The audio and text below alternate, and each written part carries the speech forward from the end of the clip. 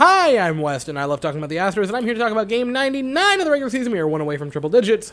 Astros win 4-1 over the Texas Rangers, take the series at least 2-1. Hopefully we can go for the sweep tomorrow.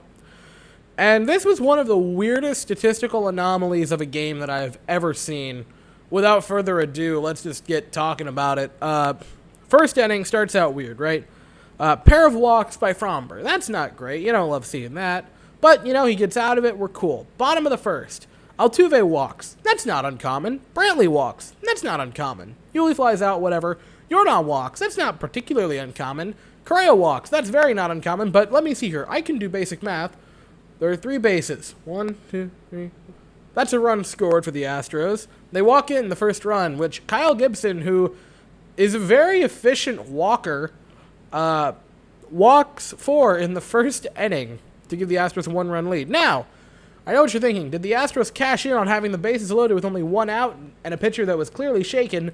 No, they did not. They would have Tucker fly out and Abraham Torres strike out to end the inning. But that's okay, because they won anyway, and later on in the 3rd inning, right? Start of it. Michael Brantley walks. That's not uncommon. I mean, it's uncommon because he usually likes to hit to get on base, but it's fine.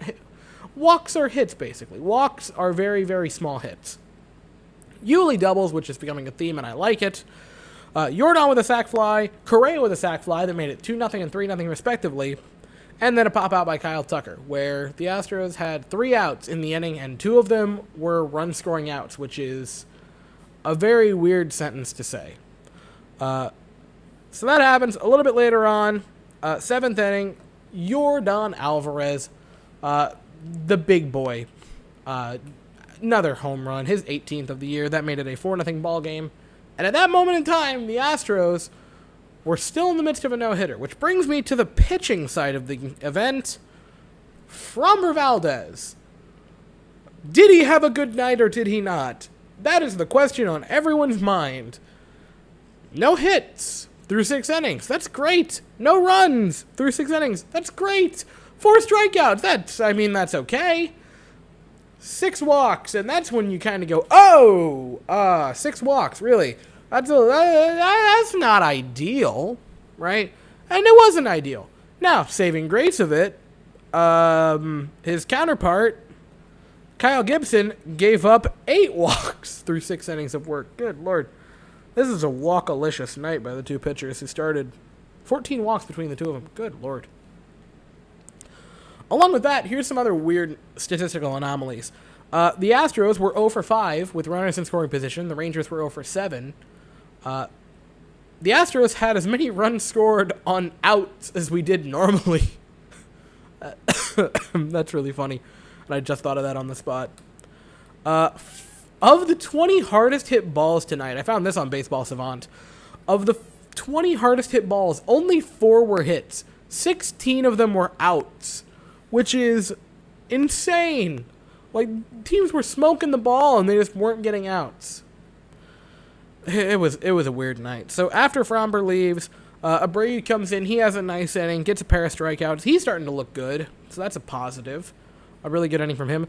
Ryan Stenick comes in, and man, a ball perfectly blooped where Tucker at full speed and Straw at full speed, just neither one can get there. Perfectly placed on like the 4-inch spot where neither of them's gloves were. It sucked. There was nothing they could have done about it. It was just unfortunate. The no-hitter is gone at that point. And Ryan Stenick then makes up for it by striking out the side because he was angry Stenick and wanted them to pay for their sins. Then in the 9th, Ryan Presley comes in and he gives up a home run, which, that's not great, but the scoreless streak had to end after a while. And I am much happier to have that end, and I know I sound like an old talking head when I say this, but I'm happier that he's getting it out of his system now than in a game where it's like, a 5-4 game or a very close game where that run could be the deciding factor. I'm happy that it was just a solo shot in a game that we had already pretty much won because the other team could have no offense. He also would have 3 strikeouts tonight. He'd also give a walk, but it's fine. We're good. It's fine. And this is a game where, to be honest, no one really shined offensively. Yordan had a pair of hits. So that was good. Yuli had a hit. And then Straw and Maldonado had the other 2. We walked a bunch. Altuve had a walk. Brantley had a pair of them. Again, Yuli had a walk. Alvarez was on base all 3 times tonight, so he had a great evening. It was just a very strange night offensively for the Astros, where it's like, yeah, you scored 4 runs, but they were weird runs, to say the least. It was just a weird night overall. That was one of the strangest games I've seen in recent memory for the Astros, where it was strange tonight. It was strange for both teams. It was... I'm sorry, I'm stuck on it. That was a weird night. But that's really all there is to say. It's not a whole lot. So tomorrow, the 100th game of the year, but the Astros now are at 60 wins, so that's a positive. Right, they're rolling along. That's great to see. 100th game of the year tomorrow. It's also another little anniversary, which I'm going to talk about tomorrow in the video. But yeah, they still have not decided on a pitcher, so it's still to be decided for them. We're going to send out Greinke to hopefully get the series win, or the series sweep, excuse me. We got the series win tonight. And take 3 more for the Silver Boot series. And that really is all I have to say for the evening. So, thank you all so very much for watching. I hope you all have an absolutely fantastic day.